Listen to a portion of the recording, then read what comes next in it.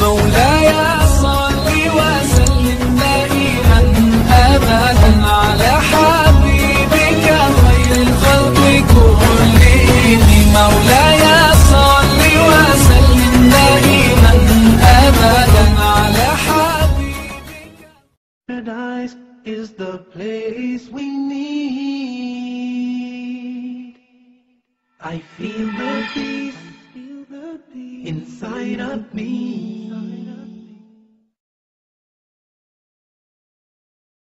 Greetings and peace. This is Dr. Lawrence Brown with another episode of Interfaith Issues, where we discuss the issues of common interest to the three Abrahamic religions of Judaism, Christianity, and Islam. Today I'm going to be talking about the subject of where is the Christ in Christianity. Now that title might strike people as a little unusual if they have not been introduced to the concept before. The reason for the title, Where is the Christ in Christianity, is simply that many who read the Christian scriptures encounter a paradox that they have difficulty resolving. And that paradox is that the teachings of Jesus Christ often are found to be seemingly at odds with the tenets of Christian faith. Hence the question, where is the Christ in Christianity? On one hand, we have a religion that is named after Jesus Christ. And if you ask any Christian, what is the foundation of your faith? What does it mean to be Christian? They will say it means to follow the teachings and the example of Jesus Christ. But now, if that is the case, why do we find such a large disparity between what Jesus Christ teaches and what the church teaches as the tenets of Trinitarian Christian faith? Let me give you some examples. Jesus Christ taught Old Testament law. That's why, as I said in the beginning of this talk, he's known as Rabbi Jesus. Paul negated it. Jesus Christ taught that God is one God. The Pauline theologians derived the Trinity. Jesus called himself the Son of Man 88 times. 88 times he called himself the Son of Man. Not once did he ever call himself the Son of God in a literal, begotten, not made sense. What did Paul call Jesus Christ? The Son of God. What do Christians know Jesus Christ as now? Allegedly the Son of God. We have to ask ourselves, when we are following the tenets of Christian faith, or those who follow the tenets of Christian faith, what are they adhering to more closely, the teachings of Jesus Christ or the teachings of Paul? And make no mistake about it, they are not the same. The teachings of Paul, as I just stated, in most cases are contradictory to the teachings of Jesus Christ, negating the Old Testament law, denying the unity of God, denying the direct accountability, meaning praying directly to God instead of praying to a saint or an intercessor, identifying Jesus Christ as a man and not as the Son of God. These are critical points upon which Paul and Jesus Christ were at odds. Paul was not only at odds with the teachings of Jesus Christ, but he was corrected by Jesus' disciples. It is well documented in the New Testament, the animosity between Peter and Paul, the animosity between James and Paul. So again, the title of this talk, Where is the Christ in Christianity? Because what we are finding is that what Jesus Christ taught is not the foundation of the tenets of faith encountered in Trinitarian churches of this time. Rather, the Trinitarian churches of this time are based predominantly upon the teachings of Paul. How recognizable is this? Is this something that I am seeing for the first time nobody else has seen? Is this something that has escaped the knowledge of Christian scholars? Not at all. They are well aware of it, but they are shy to talk about it. Let me read some quotes. Lehman contributes, quote, "What Paul proclaimed as Christianity was sheer heresy, which could not be based on the Jewish or Essene faith, or on the teaching of Rabbi Jesus. But, as Schoenfeld says, the Pauline heresy became the foundation of Christian orthodoxy, and the legitimate church was disowned as heretical. Was this only to be found in the writings of Lehman? No.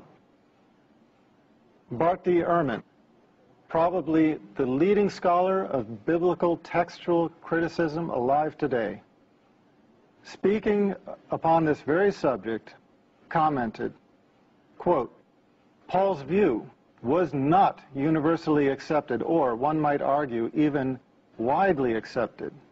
Even more striking, Paul's own letters indicate that there were outspoken, sincere, and active Christian leaders who vehemently disagreed with him on this score and considered Paul's views to be a corruption of the true message of Christ.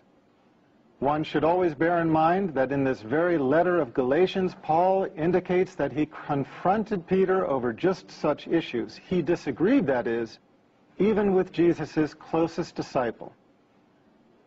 Commenting on some of the early Christians in the pseudo-Clementine literature, Barthe Ehrman wrote, Paul has corrupted the true faith on a brief vision, which he has doubtless misconstrued. Paul is thus the enemy of the apostles, not the chief of them. He is outside the true faith, a heretic to be banned, not an apostle to be followed. Joel Carmichael, quote, we are a universe away from Jesus. If Jesus came only to fulfill the law and the prophets, if he thought that not one iota, not a dot would pass from the law, that the cardinal commandment was, quote, hear, O Israel, the Lord our God, the Lord is one, and that no one was good but God, what would he have thought of Paul's handiwork? Paul's triumph meant the final obliteration of the historic Jesus. There are many others who have made similar comments. The point is that in analyzing Christianity, we have to choose who to take the teachings from. If we are choosing to take our teachings from the prophet Jesus, let's do it. Let's take from his teachings. Let's go and buy a red letter Bible that records all the words of Jesus Christ in red, and we will find everything that Jesus said very clear. You will find everything that I have spoken about in this last 20 minutes. You will find him speaking of one God. You will find him speaking of himself as the Son of Man. You will find him speaking of direct accountability. You will find him speaking of the fact that he was an ethnic prophet, etc., etc. But if you choose to follow the teachings of Paul, well, then you are welcome to follow the Pauline, Trinitarian Christianity that prevails in this time. But before you do that, I would suggest one thing. Let's take a close look at these issues I have described. Jesus Christ teaching that there is only one God, teaching that the prophets were men and sons of men, teaching direct accountability. What other religion, what other of the Abrahamic religions conveys these simple, true values? If you answered Islam, you'd be correct.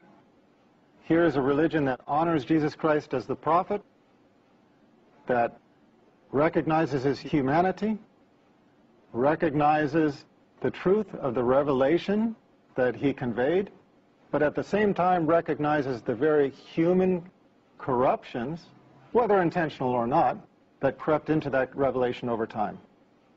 At the same time, Islam is a religion of Tawheed, belief in the oneness of God, as Jesus professed, and it is a religion that fulfills everything that Jesus Christ himself spoke of. If you want to learn more about this, expand your knowledge on the subject, please go to my website, www.leveltruth.com. Look at the first of my series of books, Misguided, and you can carry it further from there.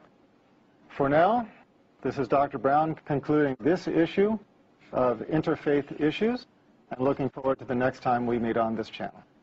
Peace, and thank you for sharing this time with me. I feel the peace inside of me, a complete tranquility. I remember Allah, He remembers me. Feel the peace, feel the breeze, fresh, pure, holy peace. Peace in you, peace in me, peace for everybody. Fresh, pure.